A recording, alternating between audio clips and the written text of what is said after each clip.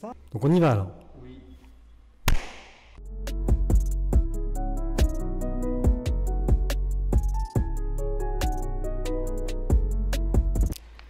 Aujourd'hui, Chablaisien, le podcast, prend de l'altitude, si j'ose dire, ou en tout cas de l'aérien.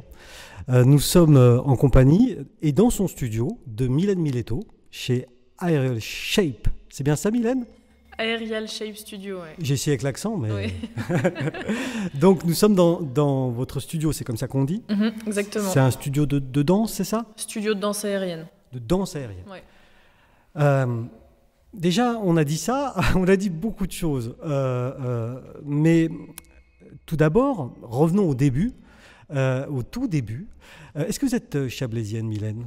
Oui, tout à fait. Vous êtes de quel endroit précisément ? Thonon-les-Bains. Thonon-les-Bains ? Thononnaise. Une Thononnaise. Je suis née là. Je suis restée là. Et heureuse. Tout à fait, exactement. Donc là, c'est le cursus traditionnel, l'Aversois. Pas tout à fait, Non. mais presque traditionnel. Alors, on est dans votre studio de danse aérienne, mais aussi de pole dance. Exactement, On dit ouais. là ou le pole dance ? La pôle. La pole dance. Mhm. La pole position, la pole dance. Mais je crois que vous êtes sportif depuis très longtemps en fait. Enfin, pas que vous soyez vieille, mais vous êtes sportif depuis longtemps. Eh ben non. Non ? Pas du D'accord. tout. Non, effectivement, moi, j'ai commencé la danse aérienne il y a maintenant 3 ans. Je fête mes 3 ans, là, cette année. Mais avant ça, je faisais absolument pas du tout de sport. Même en étant petite, on va dire, à l'école, à la maternelle ou en primaire, comme tout le monde, je faisais de la danse, mais ça s'est arrêté là. J'ai jamais été sportive, j'ai jamais aimé le sport, d'ailleurs, tout court. L'effort et autres, ça me plaisait pas du tout, mais il y a 3 ans, j'ai commencé la danse aérienne et c'est ce qui m'a fait apprécier l'effort. Et donc, avant de devenir, et avant qu'il se passe quelque chose, on verra, peut-être il s'est passé quelque chose qui vous a amené à démarrer le sport. Vous faisiez quoi alors, vous, dans la vie ? Moi, j'ai commencé en tant que vendeuse, donc j'ai vendu de l'électroménager dans mes premières ventes, quand j'ai commencé à travailler. Et très vite, très rapidement, j'ai vendu des voitures, donc j'étais commerciale dans l'automobile. Donc dans la région, j'ai commencé dans une concession qui se situe à Antibes-sur-Léman. Ah oui. Ouais. Et du coup, j'ai fait ce job pendant, on va dire, 4-5 ans de ma vie. Et ensuite, j'ai arrêté quand j'ai rencontré la danse aérienne. Voilà. Mais vous étiez vendeuse de voitures, donc. Exactement, ouais. Et quelle marque ? Donc j'ai vendu des Renault pour commencer. Bon, J'étais chez Renault. Qui va à Renault rentre à vélo. Du Vernet, si tu nous écoutes, je te salue. Non, mais non. Je peux plus les défendre maintenant. Si, J'y travaille plus. Si. Mais non. Non, mais du coup, ouais, j'ai commencé à la base. En fait, moi, j'ai pas de diplôme dans la vente spécifique. J'ai pas de licence ou autre. J'ai pas un bac. J'ai pas tout ça. Donc, en fait, c'était compliqué même d'intégrer une concession automobile. Donc, pour commencer, moi, j'avais vraiment envie de faire ça. Ouais, vous avez arrêté vos études tôt, alors, du coup. Ouais, j'ai arrêté assez tôt. On va dire que l'école, c'était pas vraiment fait pour moi. Je suis très dynamique. J'ai besoin de bouger beaucoup dans ma vie. Donc, vous allez du coup comprendre pourquoi ce métier est fait pour moi. Mais à un moment donné, voilà, je leur ai proposé de faire un stage 1 mois gratuitement, sans me payer. Et puis, au bout de 15 jours, ils m'ont proposé un CDI. Et puis, ça a démarré, quoi. D'accord. Voilà. Ah oui, vous êtes allé au culot. Exactement. Donc vous avez vendu des Renault. J'ai vendu des Renault. Ensuite, j'ai postulé. Donc le garage s'appelle Jean Crucker. À l'époque, il s'appelait comme ça, Audi à la Palanterie à Genève. Ah d'accord, à Genève, oui. Donc j'avais très envie de travailler là-bas. J'ai mis, entre 6, un peu plus de 6 mois à me faire embaucher parce que c'était pas évident non plus. J'ai commencé à travailler là-bas, j'ai commencé à vendre des voitures aussi, c'était pas du tout la même chose. J'ai travaillé sur le salon de l'auto également pour vendre des voitures. Et puis à partir de là, je me suis rendu compte que c'était plus fait pour moi. Mais vous avez été performante, hein, je crois, dans la vente de voitures, il me semble. Ouais, j'étais sans vouloir. Si, allons-y. Non, mais sans vouloir me vanter, mais oui, j'étais une très bonne vendeuse. On ne se vante pas. J'étais une très bonne vendeuse. Et c'était quoi le petit truc en plus ? Je sais pas, je pense que je suis un caméléon, en fait. Hein. Voilà. Je suis un caméléon et du coup, je suis comme la personne qui est en face de moi et je pense que pour mes clients, c'était important. Ah, dans 2 minutes, si vous êtes comme moi, dommagement. Je suis un caméléon, je m'adapte. D'accord. Donc ça serait votre conseil, en fait, d'être plutôt miroir vis-à-vis de son client et... Mon conseil, je sais pas, parce qu'aujourd'hui, je suis plus du tout dans le métier, Oui. mais j'étais moi-même, dans tous les cas. Ça a toujours été. J'ai jamais fait semblant, j'étais dure. Donc il était compliqué de négocier avec moi, mais ce qui est encore le cas aujourd'hui d'ailleurs. Et voilà, du coup j'étais moi-même et puis j'étais caméléon, à l'écoute du client et très empathique. Et ça a duré combien de temps cette 4-5 ans période? environ. Oui, voilà, c'est ça, Ouais. 5 ans. Mhm. 5 ans, une des meilleures vendeuses de Genève. Non, quand même. Mais en tout cas, vendeuse de voitures. Alors ça, c'est quelque chose dans le parcours qui est intéressant. Mais qu'est-ce qui se passe alors à un moment donné dans votre vie qui fait que vous n'êtes pas sportive, si j'ai bien compris? Oui, tout à fait. Parce que là, l'info, c'est vous qui venez de me la donner, donc elle est bonne. Contrairement à certaines infos qui, quelquefois, sont un peu éventées. On ne dira pas d'où. Hein, non, on ne dira pas d'où. Non, on ne va pas le dire. Donc, vous êtes plutôt bien intégrée professionnellement, pas sportive. Vous êtes donc plutôt une bonne vendeuse dans un monde qui vous plaît, l'automobile, ça vous plaît? Je gagnais très bien ma vie, tout allait très bien, entre guillemets. Voilà. Et d'un coup, qu'est-ce qui se passe? Il se passe un truc ou rien? D'un coup, il se passe que ça me convient plus, que j'ai plus envie de me lever matin pour aller travailler, que j'ai plus envie d'écouter ce que me dit mon patron tous les matins à 8h à la réunion, qu'on me demande pourquoi telle personne a réagi comme ci ou comme ça devant notre proposition ou autre, c'était pas pour moi. Depuis toute petite, j'avais envie de faire de la danse. Je dansais devant ma télé quand mes parents n'étaient pas là, devant les clips de Shakira. Là, je me roulais par terre pour essayer de faire comme elle. Pour essayer. Mais ouais, essayer. Non, mais j'y arrive. Hein. Oui. Maintenant, sans doute. Mais du coup, vous m'avez dit tout à l'heure que vous n'étiez pas très sportive étant jeune, mais enfin, il y a quand même un truc dans la jeunesse autour de la danse et autour. J'ai toujours aimé ça, ouais, mais j'en ai jamais pratiqué dans une école en fait. Voilà, j'ai jamais fait de gym, de danse, mais j'ai toujours adoré ça. Et autour d'une énergie quand même. Ouais, tout à fait. Vous m'avez dit. Voilà, l'école c'était pas mon truc parce que il fallait rester assis, j'imagine. C'est à peu près ça, ouais.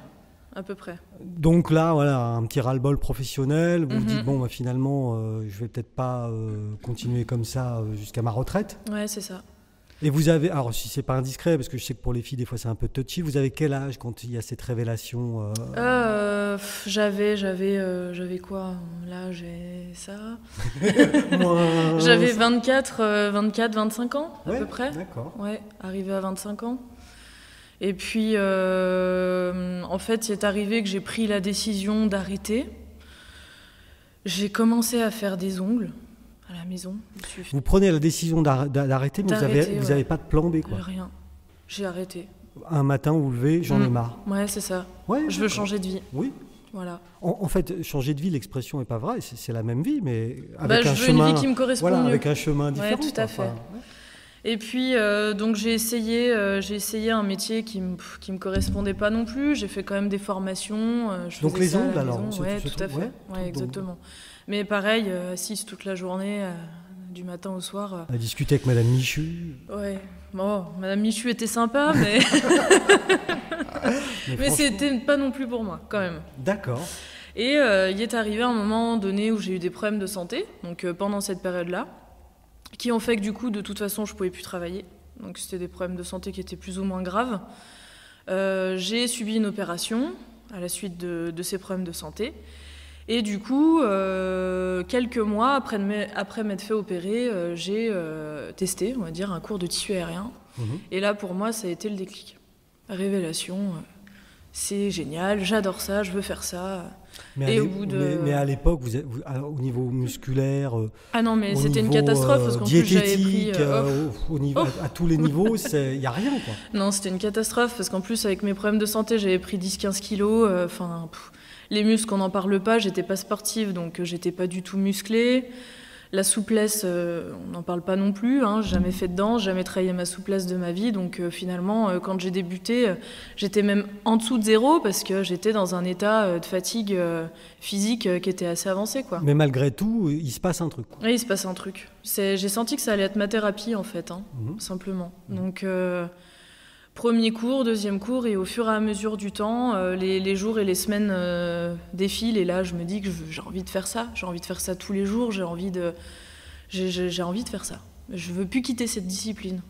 Et pourquoi pas l'enseigner? C'est une... Révélation. Oui, un coup de foudre. Ouais, parce que c'est le hasard qui vous amène ouais, à la danse, enfin la danse. Ouais, tout à fait. Ouais. La danse aérienne. Ouais, non, tissu mais aérien. Un tissu aérien, ouais. Voilà, c'est ça. Oui, excusez-moi. Ouais, tout à fait. Tout à fait. Et donc là. Pour vous dire, ouais, c'est mon ex-compagnon qui m'avait dit, ah bah tiens, regarde, il y a ça, c'est cool. Il était bien finalement, Robert. Ouais, Robert, il est plus Robert, mais du coup, il a au moins servi à ça. Il était de oh mon Dieu, Mylène s'attaque là. Non, mais oui, du coup, voilà. Du coup, je me suis dit, voilà, pourquoi pas. J'ai toujours aimé cette part de féminité, parce qu'en fait, moi, j'ai été élevée avec 4 frères. Ouais. Donc, on est 5, 4 frères. J'ai toujours été plutôt masculine. Jamais joué aux poupées. Quand j'étais petite, j'avais des garages avec des voitures dans ma chambre. D'où l'amour pour les voitures. Voilà, tout à fait, exactement. J'ai toujours plus aimé les moteurs que les coiffures. Voilà. Moi aussi. Et du coup, ouais. Donc du coup, j'ai attaqué ces disciplines. À la base, j'avais essayé la pole dance et ça m'avait pas plu plus que ça. En fait, j'avais pas accroché des masses parce que je glissais beaucoup, j'avais pas de poigne. Mais c'est dur au début la pole dance. La pole, le tissu, le cerceau, c'est compliqué, j'ai envie de dire, mais c'est comme toute discipline sportive. Quand on commence, il faut juste avoir envie. Donc là, on est sur un espèce de, je parle de votre corps, hein, un espèce de terrain en friche. En jachère même plutôt, il se passe rien, c'est-à-dire il n'y a pas de muscles, pas de souplesse. J'insiste là-dessus, mais je pense que ce sont des choses très importantes pour la discipline des tissus aériens, la pole dance, etc. Et donc, combien de temps ça vous prend pour commencer à avoir un espèce de fonds de commerce, si j'ose dire, en l'occurrence votre corps, qui commence à... J'ai eu des résultats, on va dire, commencer à réussir des figures, parce que c'est le but de la discipline. Nous, on voit qu'on a des résultats quand la figure que j'arrivais pas à faire il y a 2 semaines, aujourd'hui, j'arrive à la faire, et de plus ou moins facilement. On va dire au bout d'un mois, 1 mois et demi. Après, savoir que moi, quand j'ai commencé, je m'entraînais,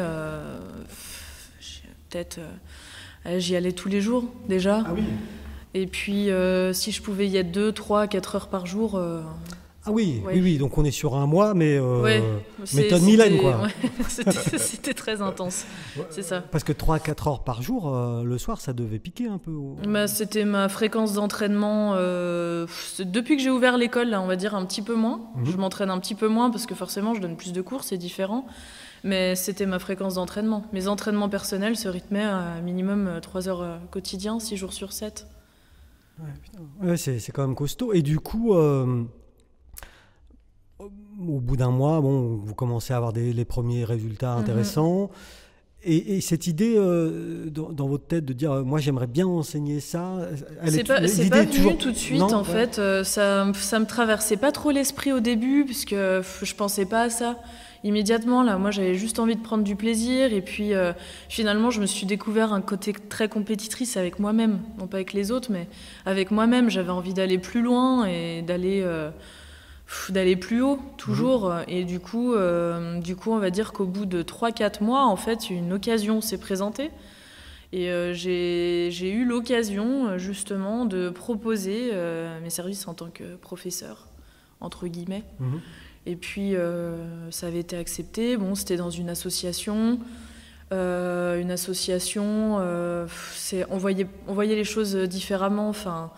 Mais pour débuter, là où j'en étais à ce moment-là, c'était très bien. Ça m'a aidé à me lancer, en fait, on va dire. Hein. Ça m'a lancé, mais je ne suis pas restée très longtemps parce que nos méthodes ne convenaient pas du tout. Moi, j'avais envie d'autre chose. On me reprochait de trop de m'entraîner. Donc, ouais. Vous étiez exigeante. Ouais.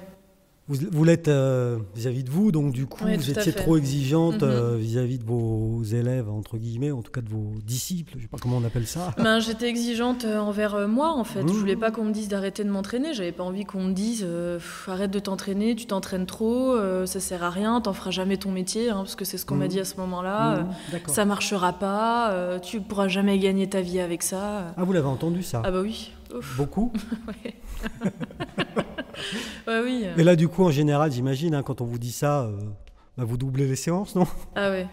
Ah, moi, c'est vraiment plus on me donne du négatif, plus j'en tire du positif. Plus on va me dire ah non mais t'y arriveras pas. Et Ça a du motivé, en fait. coup, donc dans ces danses, alors moi, je sais pas, je vais les appeler les danses aériennes artistiques, j'en sais rien. Il y a les tissus aériens, c'est ça? Mhm. Le tissu aérien, exactement. Le tissu aérien, la pole dance. La pole dance, c'est le cerceau aérien, en gros. Après, il y a plein de petites Variante. variantes de ces choses-là. J'ai commencé, il y avait le trapèze aérien aussi, mais c'est pas une discipline qui me fait kiffer, on va dire. Donc du coup, j'ai vite arrêté. Parce que moi, mon but dans mon école, c'est d'enseigner ce que j'aime et pas faire 36 choses et pas aller au bout de chaque... Parce que là, vous venez donc de parler de votre école et votre école, vous l'avez ouverte il y a quoi, 1 an? 1 an, ouais, en mois de septembre l'année dernière, On est en 2020. 2020 à peu près. près. Donc 1 an. Donc, et vous l'avez ouverte au bout de combien de temps de pratique? Bah, ça faisait 2 ans et demi. 2 ans? Non, je dis une bêtise, 2 ans, ouais. Ça faisait 2 ans que vous Ouais. étiez au taquet à 4 heures par jour, Ouais. quasi tous les jours. Ouais, en fait, quand j'ai quitté l'association, je suis allée travailler parce que du coup, j'étais bénévole et c'était pas non plus ce que je recherchais. Donc, j'ai postulé dans une école de pôle de la région Mhm. qui n'avait pas les cours de tissu aérien et cerceau aérien. Donc, on a mis ça en place ensemble, on a donné des stages durant l'été. Et j'ai travaillé pour plusieurs écoles de la région, du coup. École, avec l'accent. C'est de chez nous, hein. Bah Voilà. oui. Les écoles. Les échos. Ouais. C'est de la yacht. Donc voilà, ouais. Ah. Du coup, j'ai travaillé pour plusieurs écoles de la région et puis à un moment donné, comme le reste, j'avais envie de faire mon truc, quoi. Et même mes élèves, celles qui me suivaient, mes fidèles, elles me disaient il faudrait que tu fasses ton truc. Mes amis, du coup, est venu un moment donné où j'ai pris cette décision. Et à partir du moment où vous prenez la décision, il vous faut combien de temps pour que vous puissiez donner le premier cours dans votre école? J'ai pris la décision au mois de janvier 2019 que j'allais ouvrir une école et j'ai ouvert en septembre. J'ai donné des premiers stages intensifs au mois d'août. Ça va. Ouais. C'est Mylène, quoi, méthode Mylène. C'est ça. Faut pas que ça dure trop longtemps parce que sinon ça. Sinon, ça lasse. Ouais, c'est.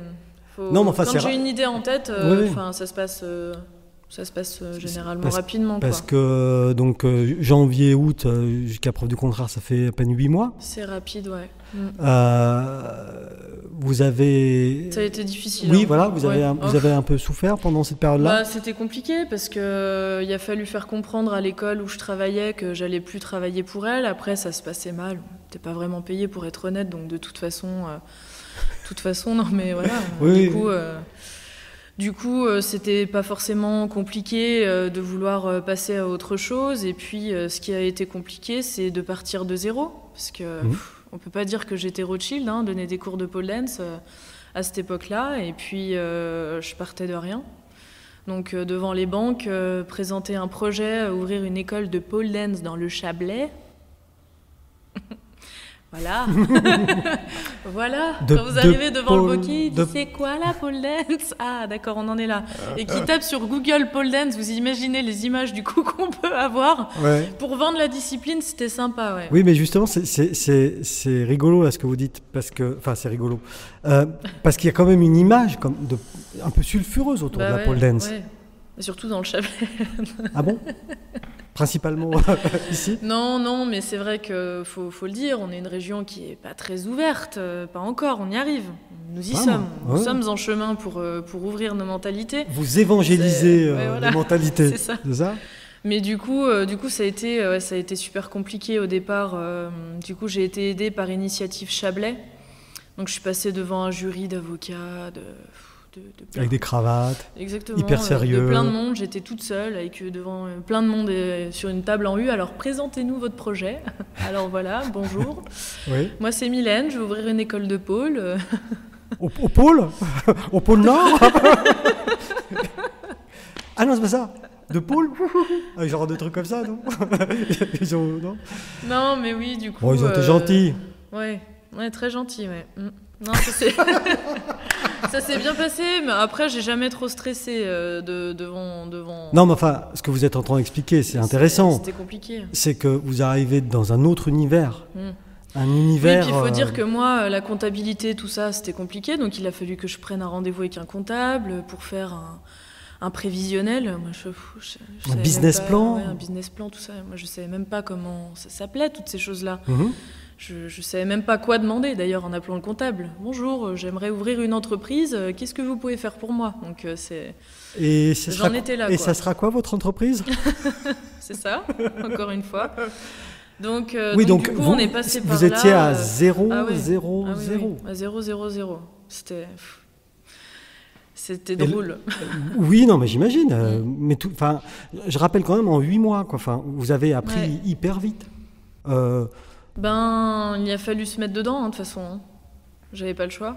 Et donc, ce jury, là, Initiative Chablais, il vous accepte, du coup? Exactement. Du coup, ils acceptent mon dossier, malgré le fait qu'ils acceptent mon dossier, donc en fait, qu'ils me donnent accès à un prêt un prêt d'honneur. Oui, un prêt d'honneur, exactement. Donc, il y a un taux de 0% pour débuter. C'est gentil. Malgré ça, les banques me refusent. Ah, quand même. Ils croient pas au projet, les banques me refusent, c'est pas assez solide.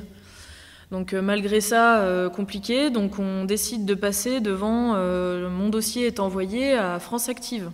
Ah oui. France Active, du coup, qui aide les jeunes femmes ou les jeunes entrepreneurs à se lancer. Et puis, moi, j'ai eu le droit, du coup, je suis repassée devant un jury d'avocats de toutes ces personnes-là qui ont accepté mon dossier, encore une fois. Et du coup, j'ai eu le droit d'avoir mon prêt à la banque, parce que j'avais besoin d'un prêt pour faire tous ces travaux. Et c'est France Active qui se portait caution ou garant? Exactement, en fait, ils ont garanti le prêt.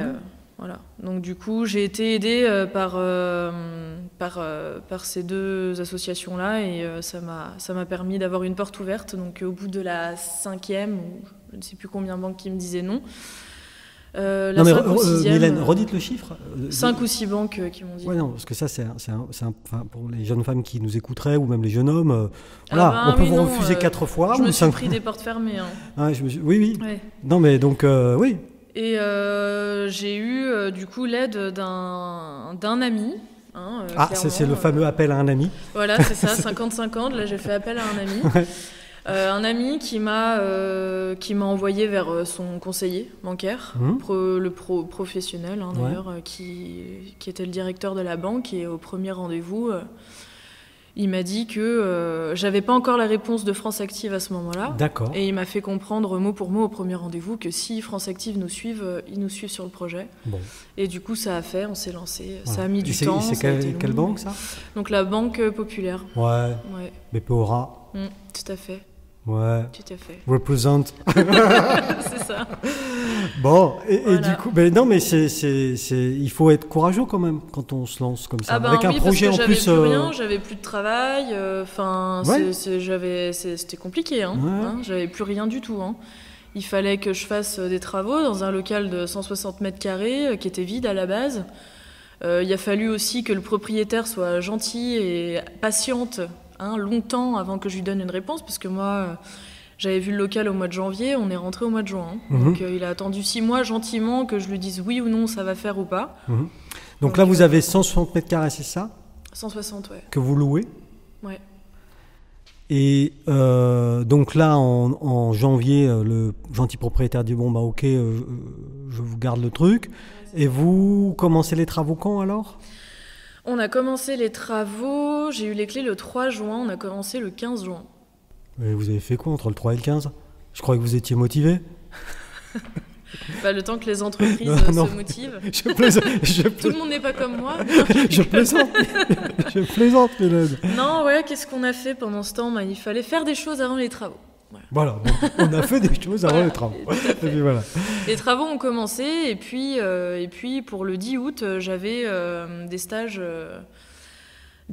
on appelle ça des stages intensifs. Donc c'est sur 2-3 jours, on donne 5-6 heures de cours par jour. Ouais. Les gens se déplacent pour venir prendre ces stages.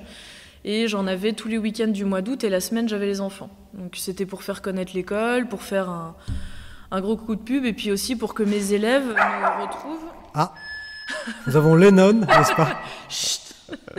Nous avons Pour Lennon. que mes élèves nous retrouvent, du coup, chut. C'est rien, c'est... Ah. Bonjour. Oui, pas de souci, allez-y, faites. Vous ne nous dérangez pas, hein? On installe la fibre parce que maintenant, du coup, dans le Chablais, on a la fibre. Ouais, ça dépend où? Voilà. Là, ici, on a la fibre. Ouais, d'accord. Voilà. Donc là, il y a la fibre. Alors, il y a Du le coup, monsieur de la fibre là, qui est venu nous déranger. C'est ça. Mais c'est pas grave. Voilà, C'est les conditions du direct. exactement. Et donc, du coup, on était sur les enfants et les stages du mois d'août. Ouais, les stages pour me faire connaître et puis pour que mes élèves puissent pratiquer parce que j'avais arrêté il y a quelques mois de ça avant. Donc, Et depuis ce mois d'août 2019, ça a été plein pot En fait, j'ai attaqué officiellement, on va dire, la rentrée au mois de septembre et puis ça s'est super bien passé. On s'attendait pas à ça. On a eu beaucoup de monde, faut être honnête. On a eu beaucoup de monde et ça s'est super bien passé dès le départ. Après, comme dans toute salle de sport, comme dans toutes entreprises, j'ai envie de dire, on a eu une certaine clientèle pendant une année. Et là, à la deuxième ouverture, on a une clientèle pas qui nous ressemble. J'ai pas envie de dire ça, mais si, peut-être un peu. C'est différent, on va dire. Aujourd'hui, malgré ce qui se passe, on a quand même des élèves qui nous soutiennent énormément et moi, je m'attendais pas à ça. Là, vous vous sentez soutenu par votre... Ouais, c'est une famille. Vous avez une famille Ouais, exactement. autour de vous. Ouais, exactement. Exactement. Et sur... parce que ça, vous allez dire que ça m'intrigue, mais sur le côté sulfureux de la pole dance, on avait passé vite, je pense, sur ce sujet-là.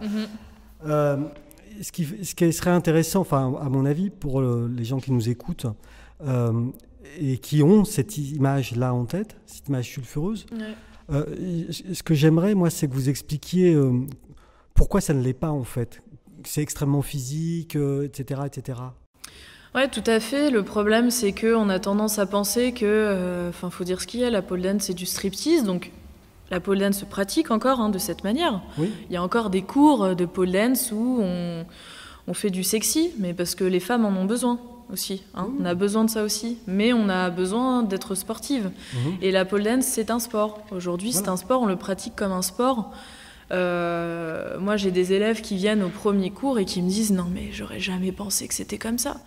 Mais parce que vous devez soulever votre propre corps à quelques mètres de hauteur, donc pas le premier cours, je vous rassure, mais quand même le soulever. Et puis, ça demande des muscles dans les bras, ça demande des abdos, ça demande tout. Faut donc être il y a musclé, parce que tout à l'heure, vous m'avez dit, en ce moment c'est un peu difficile, comme toutes les salles de sport. Ouais. Donc vous, en fait, vous donnez des cours de pole dance, de tissu aérien, etc. Mais ici, c'est une salle de sport. Oui, tout à fait. Bien sûr, c'est des cours de sport. C'est un sport artistique, en fait, simplement. Même, oui, parce qu'il y a quand même ce côté un peu, chorégraphie quand même. Oui, c'est de la danse aérienne, c'est pour ça qu'on appelle ça comme ça. Ça reste dansé, ça reste une discipline qui vient du cirque pour le tissu aérien. Voilà. On vient du cirque, donc forcément, c'est très artistique. Les cerceaux aussi. Oui, tout à fait. Alors que la pole, non, on a vu, ça vient des bars malfamés de je sais pas où. Mais oui, d'accord. Donc ce sont des disciplines pour le tissu et cerceau qui viennent du cirque. Exactement. Ouais. Donc ce sont des vraies disciplines sportives. Je dis pas qu'il faut être musclé pour pratiquer, c'est qu'il faut pratiquer pour le devenir, simplement en fait. C'est comme dans tous les autres sports, on apprend à nager et plus on nage, plus on performe. En danse aérienne, c'est exactement pareil. C'est très complet, vous allez travailler votre souplesse, votre force, votre agilité, votre grâce. C'est très complet, c'est très complet. On travaille énormément de choses. Moi, j'ai bien besoin de travailler ma grâce, effectivement. On va faire un petit cours après. Oui, non, alors là, certainement pas. Ah non, on n'a pas le droit. Non, on n'a pas le droit. Pas le droit. Confiné. Non, oui, voilà. Eh bien, en tout cas, Mylène, j'étais très, très content de vous recevoir dans Chablaisien, le podcast. Qu'est-ce que je peux vous souhaiter pour la suite? Est-ce que vous avez des projets? Alors, évidemment, je sais qu'en ce moment, on est un peu entre parenthèses tous, entrepreneurs, sportifs, etc. Mais vous aviez, avant tous les problèmes, des projets. Bien sûr, Qu'est-ce que vous aimeriez faire pour la suite, alors? Je ne sais pas si je peux le dire, parce que c'est des projets qui commençaient à être un peu plus réels, on va dire. Mais j'ai projet d'agrandir et projet d'agrandir la discipline, d'agrandir ma salle et on va dire de faire un complexe sportif autour de la danse aérienne et du sport en général. Vous voulez pas trop en dire pour ne pas être copié, c'est bien ça? Ouais. Non. Tant que c'est pas fait, quoi. Non, c'est pas une histoire d'être copié, parce que de toute façon... Oui. Mais vous voulez garder votre longueur d'avance, quoi. Oui, parce que on sait pas, on sait jamais. D'accord. C'est pas un projet qui est encore ancré pour le moment, donc... qui est bien abouti, quoi. On verra l'année prochaine. Entendu. Eh bien, merci beaucoup, Mylène. Merci. Et bonne chance, à bientôt. Merci.